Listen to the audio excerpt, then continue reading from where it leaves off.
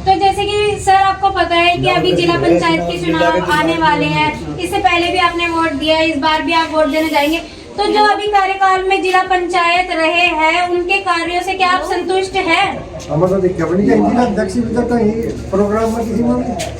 तो आपने मतलब उन्हें कभी व्यक्तिगत रूप से आपसे मिले हैं वो? कहीं बैनर लगे ना हाँ, वो इस बार खड़े नहीं हो रहे ना? नहीं, पहला भी बस एक बार जीतने पीछे।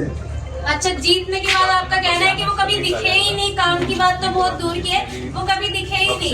तो जैसे कि आपकी बातों से पता चलता है, तो आप क्या इस बार नए चेहरों को मौका देना चाहते हैं?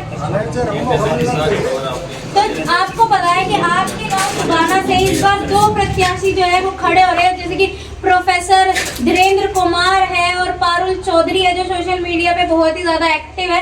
तो आपको क्या लगता है कि इस बार कांटे की टक्कर इन 2 के बीच में है, या फिर कोई तीसरा नाम जो आपको ऐसा लगता है कि नहीं वो भी है लड़ाई में?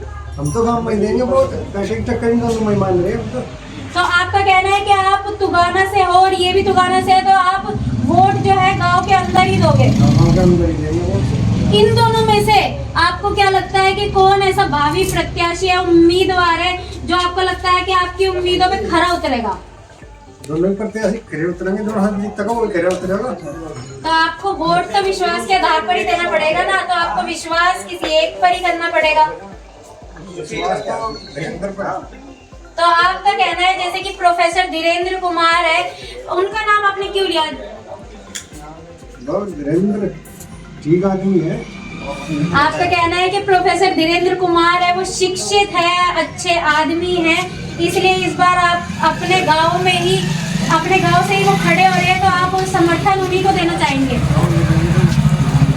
तो जैसे कि आपने सुना तुगाना की जनता के बारे में, तुगाना की जनता कह रही है कि जो हमारे गांव से प्रत्याशी उठ रहे हैं, इस बार हम अपने गांव के प्रत्याशियों का ही समर्थन करेंगे, जिसमें नाम सामने आया है धीरेन्द्र कुमार जी का, क्योंकि वो प्रोफेसर रहे हैं और वो शिक्षित है, और इनका मानना है कि वो अगर कार्यकाल में आएंगे तो विकास भी लाएंगे। इसी के साथ मैं सिमरन सीरियस।